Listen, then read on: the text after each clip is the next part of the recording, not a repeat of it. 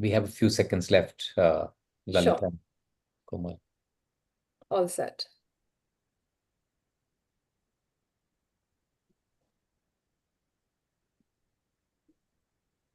Good evening, everyone. On behalf of the CII Western Region Startup Subcommittee, it's 5 p.m. and we are right on time for the CII Startup Buzz. This is an initiative that we started off, about 6 to 8 weeks back, and we aim to get some very interesting startup founders, every Thursday at this time, to talk about how they're disrupting their space. And this week I'd like to welcome two people. One of them is Lalit Saraswat, who I think is a very familiar face for most of you out there who are watching. He's a CII veteran, having been the past chairman of CII Goa, and he's also CEO of Sancoale Technologies. Lalit, anything that I say is not going to be adequate enough. So I will keep your introduction short. And Komal, again, I just want to tell you all that Komal Hiranandani is doing something so very interesting. She's the founder and CEO of Dolce Vee. And this is a social enterprise which is working to promote the ecosystem of, guess what, pre-loved fashion, right? How she's making a change, how did she come up with this idea, and where she is today is something that, Lalit, who's on the other side of the table today, will be picking her brains on. I hope you have a very engaging session. This is for our viewers. And Komal and Lalit, over to you both. And you will keep getting questions on the chat bar, and Anant will be sharing them with you, Lalit. So please pick them up, as and when you're going through the session. Over to you both. Thank you. Thank you so much, Ravikantji. Hi, Komal. Welcome Hello. to CII Startup Buzz. Yeah. So before we get lost in the entire engaging conversation, I have two housekeeping announcements to make. One, keep your questions flowing in the chat box. Anant will be shortlisting the best ones, and we'll bounce them off Komal in sometime. And the second is, CII has been doing something very interesting every Thursday at 5 p.m. So kahin jayega mat, log in, subscribe, and so on. Please make sure you do that. Okay, so welcome to CII Startup Buzz. Most startup news is usually about funding, unicorn status, and so on. But not many people go back and see the grit behind the story, or the hard work and discipline that goes on behind the headline. And when you're typically starting off, the real story is about how you build a company in an area which is highly competitive, or you build a company in an area which does not even exist, or you build customers to buy from you where they've never bought something like that before. And how do you tackle naysayers who are typically saying, ye chalega kya? So, ladies and gentlemen, here I have with me Komal Hiranandani, who's been making waves in the world of pre-love fashion. It took me a while to get the pronunciation of a company right, and I still don't know whether I have. Dolce Vee. Perfect. Okay. So see, practice pays.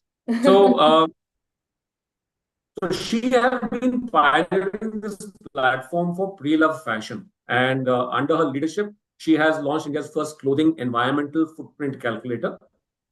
She is also has, to her credit, saving over 3 crore liters of water and over 50,000 kilos of carbon by choosing pre-loved over new. She's leading a movement that's preventing a massive environmental damage, which typically exists when you're, we don't know the metrics, but she will tell us, I'm hoping, in due course. But when you buy fashion, it has a large environmental impact, and we don't even think when we're buying clothes after clothes after clothes. Interestingly, Komal is an economist by training. She has studied at almost every university that you can think of. She's got a Cornell, a Georgetown, Mumbai University, and she's worked across research and urban development and policy. But now she's found her calling with pre-love fashion or circular economy. And she's leading a purpose-led brand, which is rare because you're mixing up both business and purpose. And she's leading with passion, as you will see. Here's to the brilliant category creator, Komal Hiranandani. If you could hear the claps, Komal, you would right now. But Yeah, but tell us, Komal, before you built Dolce Vee as a business, it was an idea in your head. Yeah. And what was the moment when you said, India needs this and I will build it? Okay. Well, firstly, thank you for that very generous introduction. Thank you so much for having me here. It's a real honor. So I was working in the urban development space as an economist at IDFC Institute. And then in that project, I came across a body of work on urban waste. And we were looking at different components of urban waste, and textile waste was a big part of that. And I was absolutely shocked by both the magnitude of that problem and what that waste represents. And I was utterly embarrassed that I had no idea that this was such a big issue. I mean, we buy and use clothes without ever really considering clothing as a source of pollution. We think of, electricity, transport as sources of pollution, but we don't realize what a big source clothing on our back that we engage with every day is as well. So estimates are like 3,900 kilotons plus of post-consumer textile waste every year coming out from India. Post-consumer textile waste, which means the clothes we have in our cupboards that we then dispose of each year. So that is a huge amount. And then also what goes into making our clothes. For instance, a study found that the water that goes into making the cotton in just a single pair of jeans can be as much as a person drinks in 7 years. These are really shocking numbers in terms of what goes into making our clothes, how much air, water, soil, carbon pollution goes into that process. And this is not at all to demonize the textile industry, the fashion industry. They're very important to our economy. Fashion is a very important part of our individual self-expression. But it is to raise awareness that when we do choose to consume, you consume more mindfully and consider pre-owned in the mix. So this problem was then very apparent and huge, and someone needed to do something about it. But what was even more frustrating about it is that the solution to this problem on paper was so simple. If we just get people to embrace pre-owned fashion and we work out, our job is to work out the very complicated logistics behind it, and we match that, we can make such a huge dent in this issue. On paper, so simple. But in practice, you have to go about changing mindsets and creating the systems behind that. So much easier said than done. But usually when you try and make a difference to the environment, try to do something positive for the environment, it involves doing something more expensive, more inconvenient, more time consuming. But when you buy pre-owned fashion from especially a quality assured platform, you know what you're getting, you're actually saving money and having a huge positive impact. So, it was just so energizing to think that if we crack this, we can benefit consumers, we can make this environmental impact, and then we became obsessed with it and got to work getting it done. That is so true. Did it help that you launched in the COVID phase? Did it add to your already exuberant grit? Yeah. So that was a very interesting time. So we had launched in a small way, kind of like a minimum viable product to get some validation, to test different theories before COVID. And then we had our plan, okay, now we're properly launching, we're going out in the world, we're getting clothes from people across the country, and then COVID hit. So we are at our heart a very logistics intensive business. So it's just impossible to do it if people cannot come to work, if we cannot come to work. This is not something that works remotely. So no question of starting that. And then also we're introducing people to this concept for the first time, to use pre-owned clothes with pride, with love. And so COVID is perhaps not the best time to bring that up. So we said, okay, we'll wait. We'll ride it out. We came up with some other temporary activities. We made masks. We worked on art projects just to keep activity going so that we could keep our staff on board, did not have to let go of anyone. And then we said, okay, now things are getting better. Now we launch. Then second COVID wave hit, second lockdown. And then we said, okay, nothing doing, we're just launching. So my co-founder and I, we moved into the flat of a relative who had moved abroad. We made one room, the laundry room, one room, photo studio, one room this, one room that. And we did everything from end to end, which was actually such a wonderful way to learn every aspect of our business and what it takes. And we maintain that to this day because we were born from that. We make sure that no matter how busy we are, we both make time every week to spend few hours doing everything from cleaning to packing to photography, so that we are familiar with the roadblocks, the challenges, get ideas for how to make things more efficient. So yeah, the COVID launch it really shaped our DNA. That is true. Most businesses that actually start in an adverse situation or in depression actually outlast many other businesses. So that's an interesting stat for you. Founders who sell food, fintech, fashion have existing categories, but here you're creating a whole new category. Was it tougher to educate your buyers or your sellers? Because two-sided marketplaces can be notoriously tricky, Komal, and you're managing to pull it off. Yeah, that's a very interesting question, because yeah, I mean we can't live without either.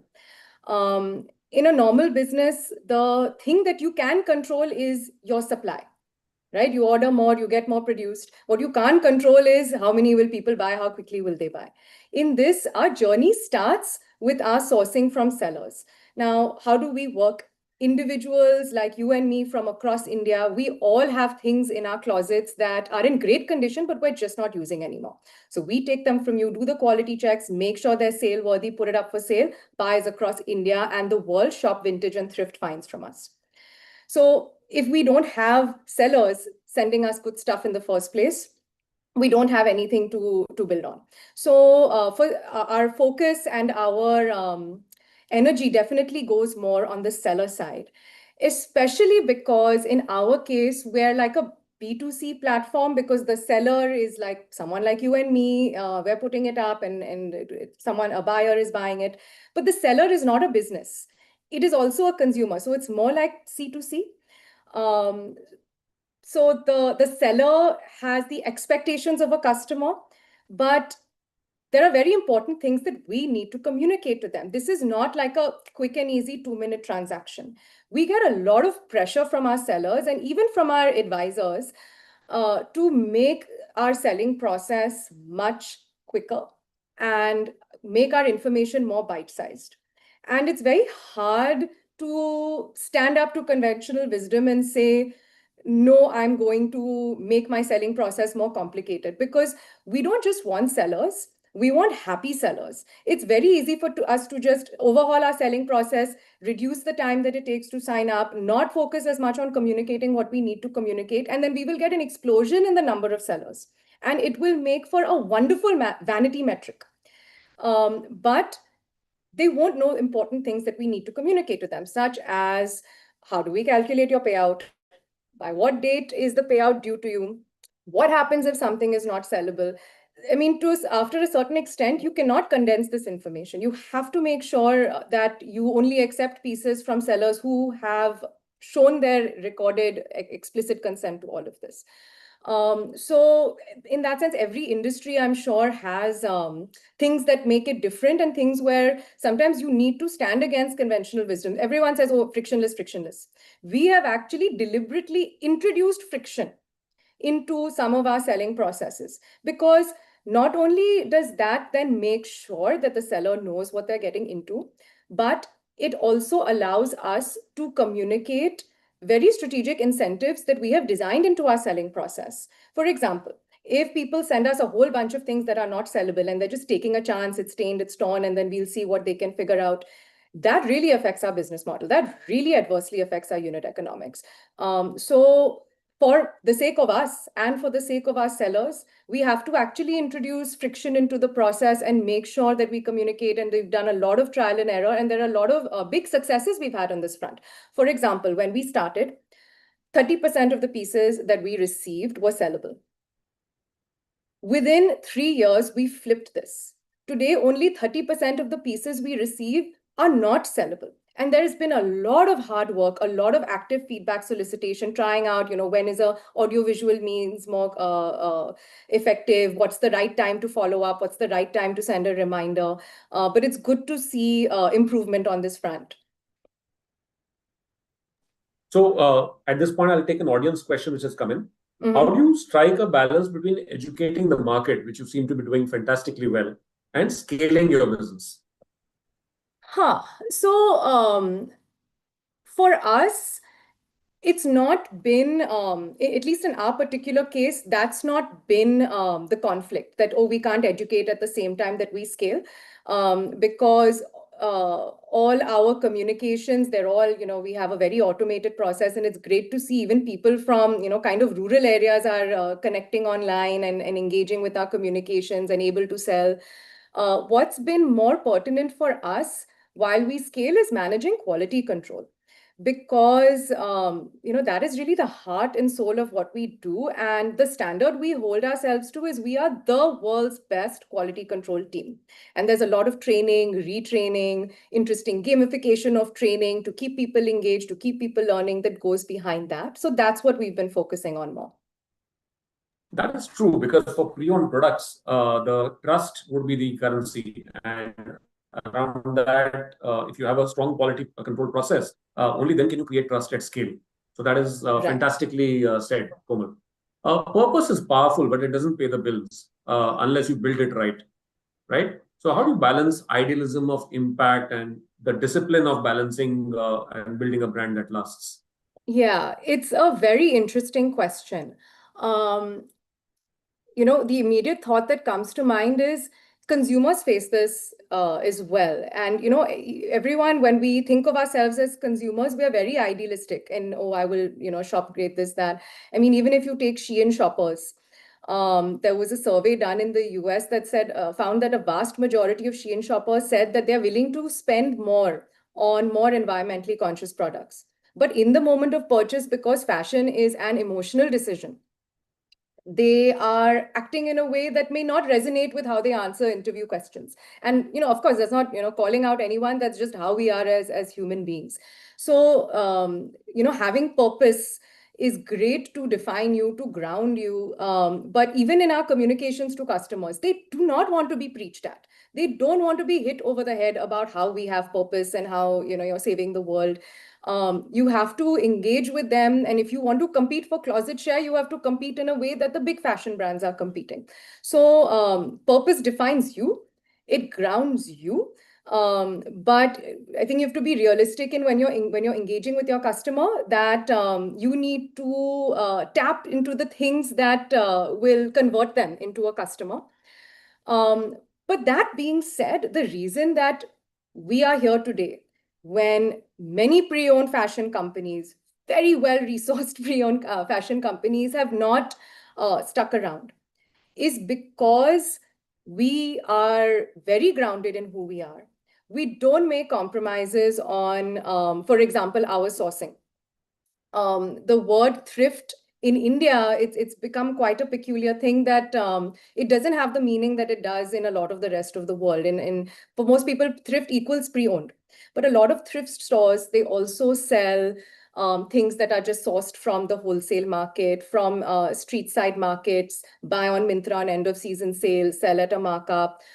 Big part of it is actually illegal secondhand imports. India has very rightly banned the import of secondhand clothing, but unfortunately, a lot of this leaks out and makes it into the system.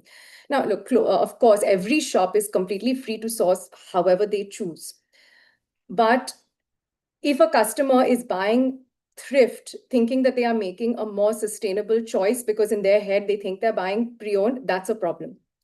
And because we have from the beginning, even though it's much cheaper, simpler to source from all these places, we are very true about where we source from.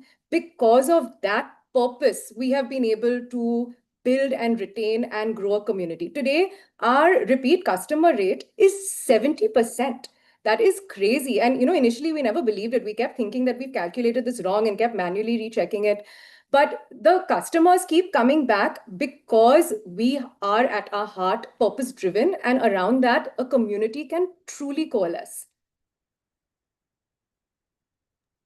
Fantastic. 70% is a huge number. And I think any big brand listening to you right now will be very envious of that number. Right. Brilliant. So I have a question over here, which is also very close to my heart. How important is storytelling in building trust and acceptance, especially for an unconventional product or idea? Yeah, it's very important initially. And, for us, because our storytelling was save the earth. And we actually thought that that would have a bigger impact, or maybe we just didn't do it right.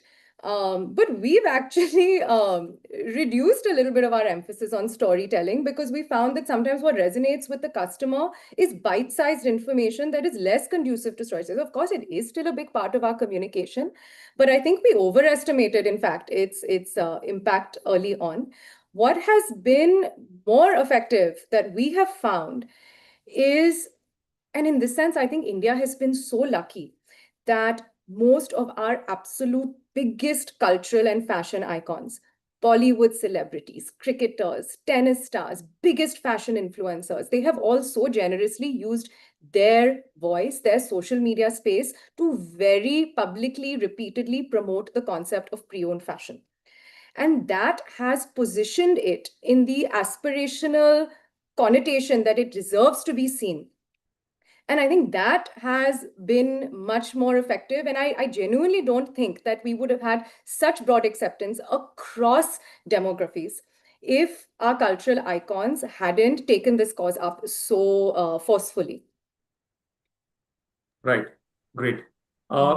The problem when you've done such a deep dive and are running the business hands-on is you already preempted the next question I had. I'll still say it because I've done the hard work of writing it. Other startups, even VC-backed and public companies have tried this and failed. But the additional point that I want you to answer is what kept you standing while others have failed? Okay. I mean, on a broader philosophical level, I think our DNA is that we are when you're purpose driven, as you had mentioned, when you have that motivation that makes you exist, it's very, very hard for things to rattle you and discourage you. So from the beginning, that has been a huge part for me and my co-founder. But more specific to the pre-owned segment, three things come to mind. Firstly, a lot of the players, they were peer-to-peer, which means you take a photo of something on your closet, you put it up for sale, the buyer buys it. We had a gut feeling before we started out that this would not work in India. And we even did some small little informal tests about, whether this would work. And now, we've been in this space for a long time. And we feel very strongly that at this stage and for several years to come, India is not suited for the P2P pre-owned market. I can understand why people would want to go to through the P2P route because it is much cheaper, much quicker. But we felt very strongly that we had to build the foundation to make the managed marketplace model thrive in India. And so we went through that route, which was a difficult decision because it is a more time-consuming and expensive route. But we're happy that early on we did that and we stuck to that. The second is a lot of the players did just luxury. We do luxury and mass market for two reasons. One is that we have our environmental mission and we don't feel we can move the needle enough working just on luxury. But also we don't think that both the demand and the supply is deep enough on the luxury side for that to be the only thing that you're growing your business on the back of. And the third thing, which we spoke about before, is that we've been very true to who we are in that we call ourselves thrift and we are a pre-owned fashion company, and we will not compromise on who we get our pieces from, even though when things are tough, seasonal changes, it's so tempting to say, okay, just get this supply. But sticking it out during those tough times to, in the long run, build a more true and growing community, that's really helped. Sorry, I can't hear you. I think you're on mute. Fantastic. To the audience, keep the questions going. Your questions are adding real value to this entire conversation. So, Komal, a lot of founders typically chase vanity metrics. How many likes did I get? How many engagements did I get? They're not pure vanity, but at least they're not hardcore business metrics. What are those non-negotiable metrics that you and your team watch like a hawk? Yeah, that's a great question because I really feel that every business should decide its metrics, its main metrics differently depending on what your USP is, what levers affect your business model the most. For us, one is customer return rate. So what percent of products that, we sell so many products a month, what percent can we expect to come back as product returns from our customers? And we like that metric because it is a proxy for so many other things, including how well are we doing in quality control? How well are we doing in our sizing algorithms? What we choose to tag? How is our AI tagging models? How are they working? All of that. The industry average that I've heard from several places is that for the fashion apparel sector, it is 30% average return rate. Now we are selling pre-owned fashion. So when we started, we were ready to swallow a higher than average rate because when you were pre-owned, all of that. But we're very fortunate today, our return rate is in the single digits. And there is a lot of work that goes behind doing that. So that's one main thing we look at. Another one is the percent of pieces that we have sellable, which again, we've talked about before, because that has a huge implication on our business model. And because that is also a good indication of, are we doing a good job of communicating with our sellers? This is just one of the things that we communicate to our sellers, but we can't measure how much each point is absorbed by them. So, but we can measure this. So then that gives us an idea of overall, how are we, are they picking up what we're trying to tell them through different ways? The other thing is, well, average processing time is a big one, because in many ways we are like an assembly line, a factory. And we are only as good as how quickly can we process each piece. And there are a lot of big decisions we have to make in terms of which parts of the pieces do we do manually, which parts of the pieces do we process, do we automate. It has to do with cost, it has to do with efficiency, accuracy rate, all of that.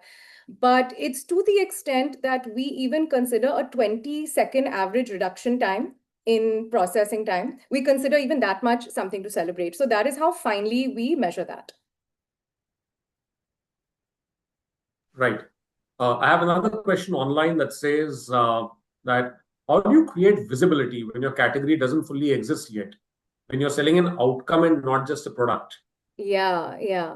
It's a great question. And especially because for so many companies, we can get into this Instagram ad trap that every month you have to spend so much on Instagram and what's your conversion, and it's just never ending, and it gets increasingly expensive, and it's a game that to some extent nobody wins. Of course, a lot of companies are doing it well, but I was actually given some advice from someone from another fashion brand which is very successful. They are players in the Indian budget fashion space, and they said that they decided to cut down on ads, reduce focus on getting new buyers, and instead focus on serving and reminding their existing buyers that we exist more. And because of that, their sales increased, their costs reduced because they were spending less on ads. Even their website server costs reduced because they were hit with less useless traffic that's never going to convert. So that was a very valuable piece of advice that I got, that, visibility isn't everything.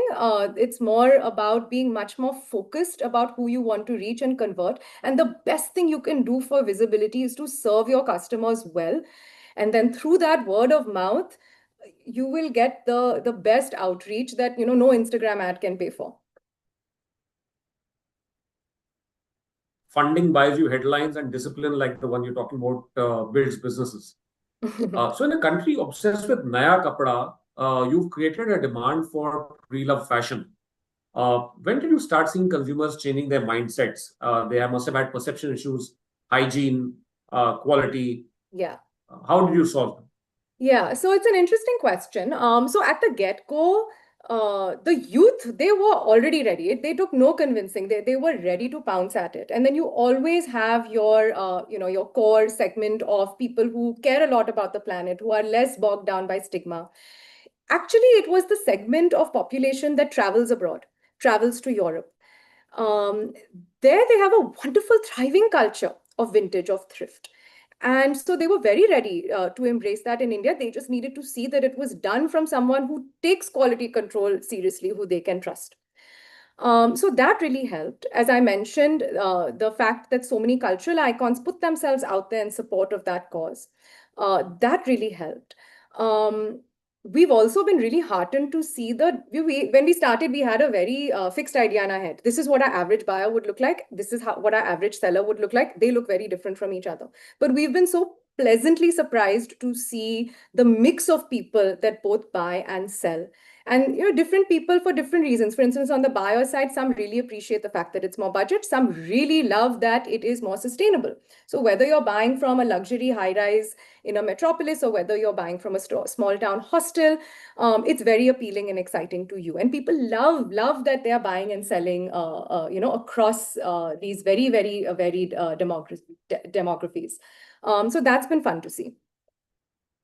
The other thing, You sorry, have a that lot I'll of say, when you talk about, because it's a new segment, and, how do you get people to introduce? One thing we found useful is give people a gateway, and give it time to marinate. So not everyone will say, okay, I'll buy a shirt from you today.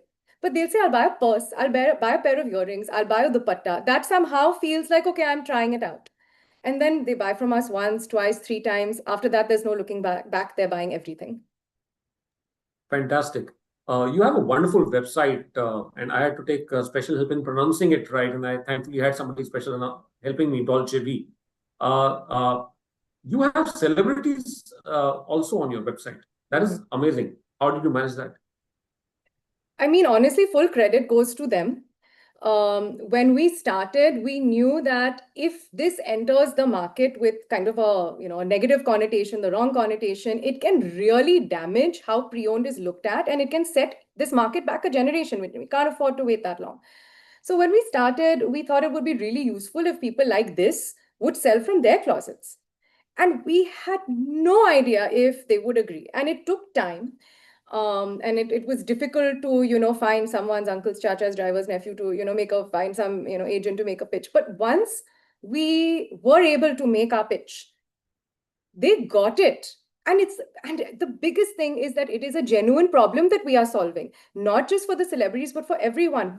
Our apartment sizes are not necessarily getting bigger. We have so many beautiful pieces in our closet that we cannot, wear, we cannot do justice to.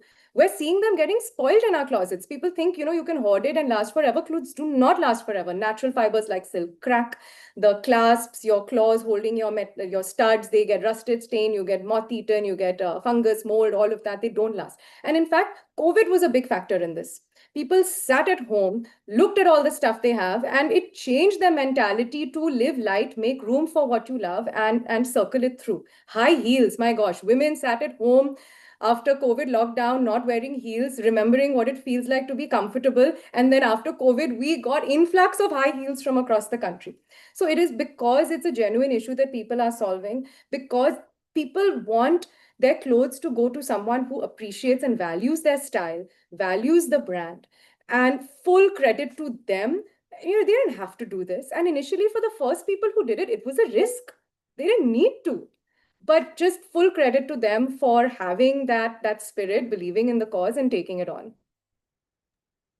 Absolutely. That's such a wonderful insight on COVID and Delta and then heels. Fantastic.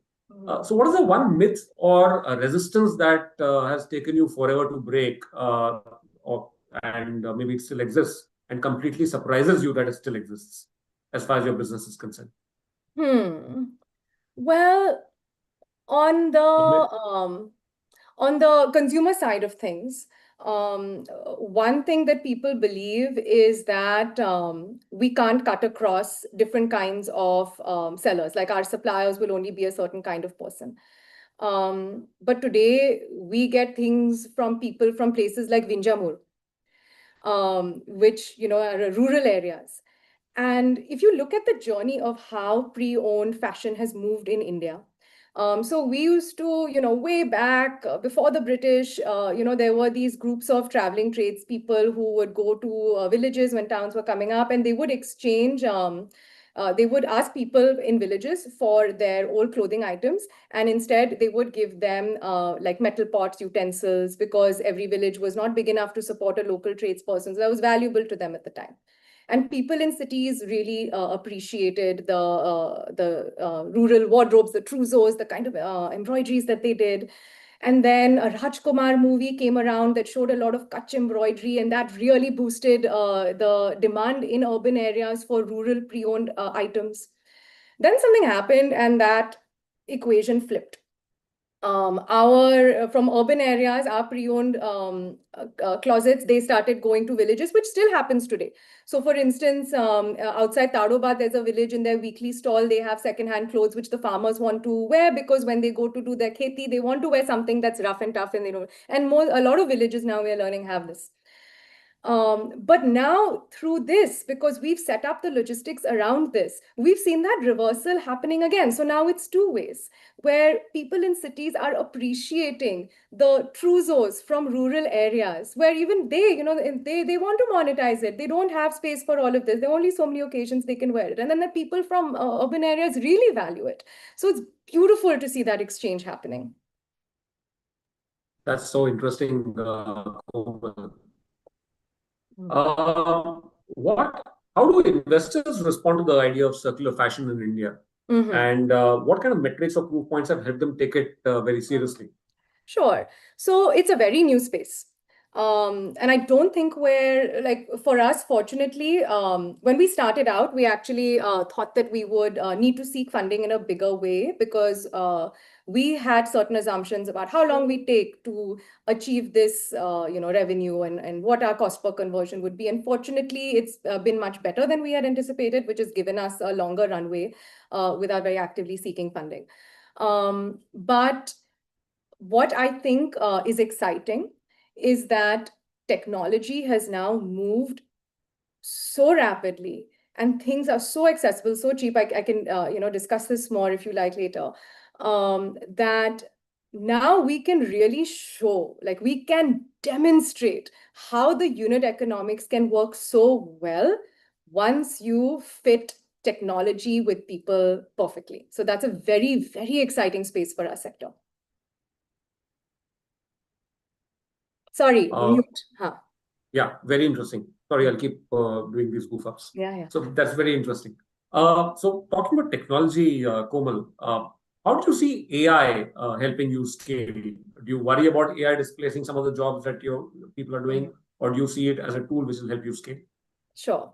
So people talk a lot about AI displacing jobs, just like they talked about the calculator displacing jobs and the internet displacing jobs. And I do feel that it's something that we need to be careful about and watch and be mindful of. But our industry is actually an example of one which would not be viable if it was not for AI. So we're an example to show that AI creates new industries and hence creates all the jobs that go around it. And our work is labor intensive. There are jobs to be created around pre-owned fashion, quality control, all of that.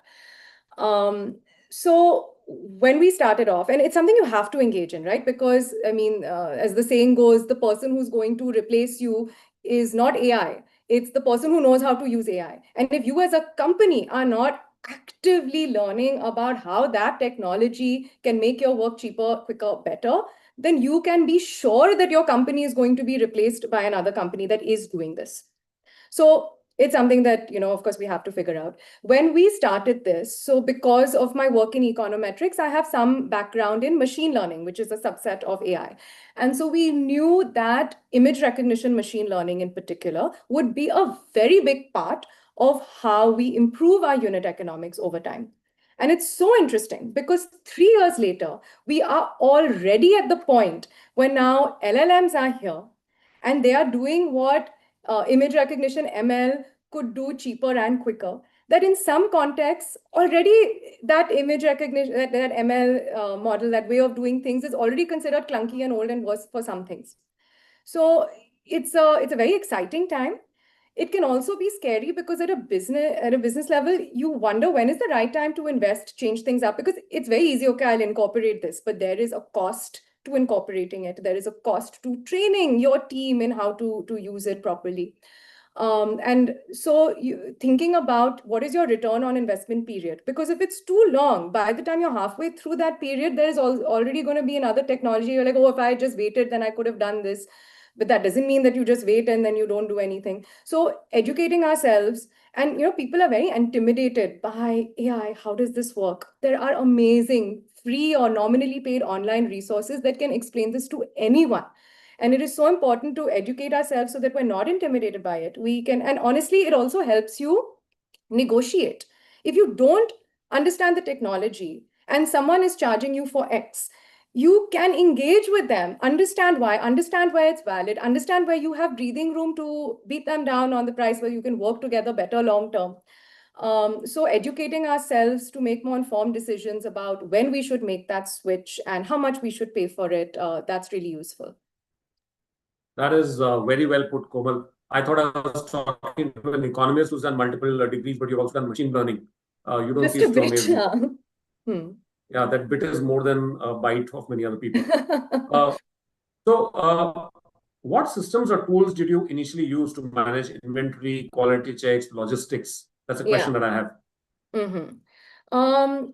One thing that we found, and we looked at a lot of the existing tools that are out there. Initially, when we were just starting, we were on Google Sheets all the way when we were testing our minimum viable product and all of that. But then we took the very difficult decision of developing custom tools for ourselves, because what we realized was many of the tools out there, they weren't fully geared for a single SKU platform. What that means is usually a company like a fashion brand, they will make, they'll design this shirt and they'll want to sell 1,000 units of this shirt. And so then the way they manage that SKU and each unit of that SKU is very different. For us, we need to separate your one Zara shirt from someone else's white Zara shirt, from someone else's that look all the same size, same everything. You can't tell them apart, but we still need to make sure that the right thing is going to the right place, both on the buyer side and the seller side. And so because of that, we developed in-house because we're very conscious from the beginning that we are a very different company. There is no precedent to us. So how can there be a canned good out there that can service us?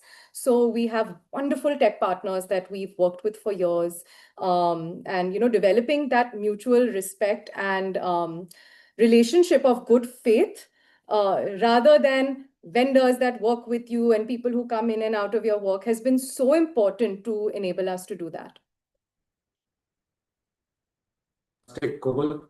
How do you ensure consistency and quality control in sourcing and processing second-hand fashion at scale?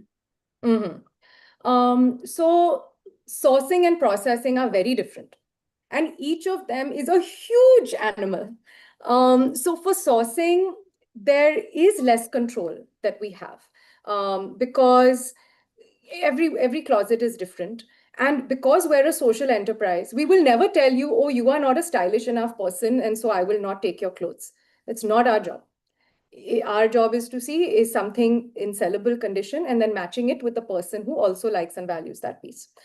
But what we can control is making sure that you're not taking a chance on us by just sending us a bunch of things and trying to put pressure, take advantage, make everything say this, that. And again, it's that economist way of looking things that never really leaves you. We truly believe that every process you create, every checkbox you put, every decision, is this done this way or that, it creates an incentive for someone to act in a certain way. And so we've put a lot of thought and do a lot of iterations about what incentives are we creating through our seller process to make sure we have that whatever modicum control over the quality of things that come from our sourcing. The second bit of your question was quality in processing the pieces. And in that, my co-founder Siddharth actually leads that. And that is the heart and soul of what we do. And we never stop. And it's something that we are personally involved with daily, because it is also something that involves some level of subjectivity at some stage. There are some parts of it that do, there are some parts of it that don't.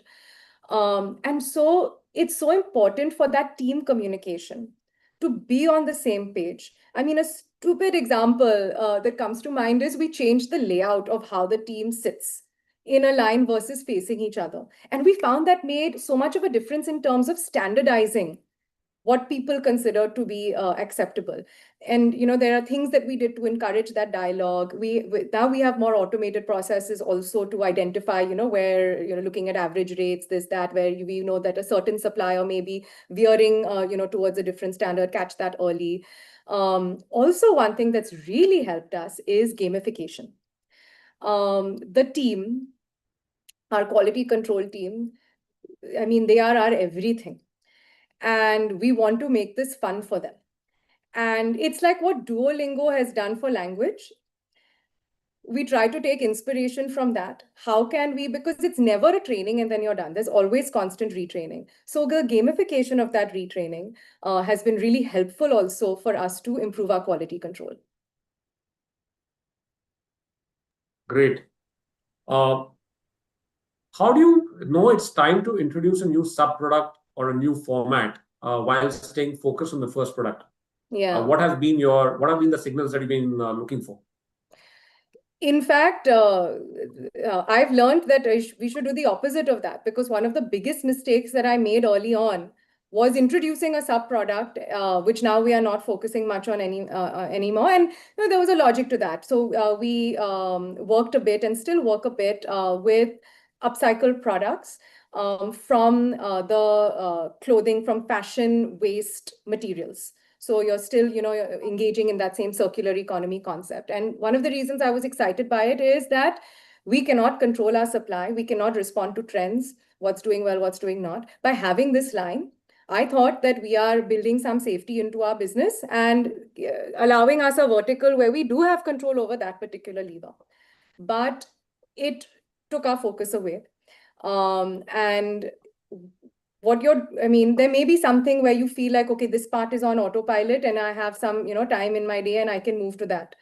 But until you're at that stage, if there are more problems that you feel, okay, I'm looking to solve it, but I cannot solve it because of lack of time, please don't go to something else. You already have a baby that needs attention. Stay laser focused on that. Having lighting issues. No, I've got heavy rainfall outside, so I'll probably come back in a minute. Yeah, but the show must go on. Absolutely. Are you using AR, VR for customer experiences? We aren't, because we looked into it. And so far, we did not find it cost effective for our particular business model. We're really excited by what VR can do for making warehousing more efficient, packing, picking more efficient. We've looked a lot into it. And, it's one of those things where there are certain tech solutions that we looked into a year and a half ago and we said, no, the cost isn't working. And then we looked at it again a year and a half later and we're like, yes, we can absolutely do this. So it's something that we will keep going back to and keep very actively looking for, so that when the cost is right for us, and look, maybe it can work out for another business, but for us, it hasn't been right as yet. Great. How do you track customer lifetime value? It's going to be very different for your business versus a regular fashion business or e-commerce business, for example. Yeah, well, on the buyer side, it's actually not that different. And because we have, such a high repeat customer rate, that's a metric that we hold close to our heart. What's more interesting to us is the seller lifetime value, because sellers, some want to do it a one and done thing. Okay, I've accumulated so many pieces for 30 years. Now let me do a cleanup. Not everyone is cleaning up their closets once a year. So that is something that we wondered once we acquire a seller, how often do they keep coming back to us? But even that is quite healthy. So for example, for now, we're for 6 months of 2025, in the first 6 months, about 15 to 16% of the packages we receive are from sellers who've already sent us packages within this just 6-month period, not in our existence. So we do keep track of that. It's important. Sorry, I think I've lost you. Yeah. Fantastic, Komal. That's been such a masterclass in business, not just in category creation, but running a business as well, and the nuts and bolts of a business. And I think you're doing a commendable job. Thanks. I think this is a hallmark of great founders. They not only try and scale their businesses, they're trying to educate customers, they're trying to sell and buy in a space that customers didn't know exist. And they are fighting both mindset battles and market share battles.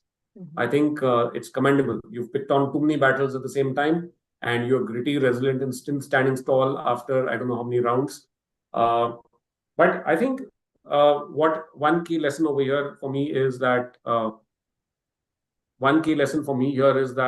if you are motivated and you're building something meaningful, and you make sure that the world knows about it, and you're doing your story right, which you are, because I've just loved your Instagram handle and what you're doing on your website. I think being financially driven is disciplined, while being mission driven is a game changer, Komal. Thank you so much for the masterclass that you've given us, and God bless for that. For those of you who are still on, CII does this beautifully every Thursday at 5 p.m. make sure you log in, tune in, and follow on to more. Thank you, Komal, Ravikanji, Ninaji, if you're still here, over to you. No, thanks so much, Lalit and Komal. Speaking for myself, I thoroughly enjoyed this session, and I think there's a lot that has to be done in the larger space that you're managing. But thank you so much for being part of this on behalf of the CII Western Region Startup Subcommittee. A big thank you to you, Komal, to you, Lalit, for hosting this, and to our audience of I'm sure you've enjoyed this as much as all of us have. Thank you once again. Thank you. If I may, really appreciate the time and thought that Lalit especially has put in to make this a valuable discussion. To all of CII, it's such an honor to be here. To everyone attending, thank you so much. Pleasure. See you.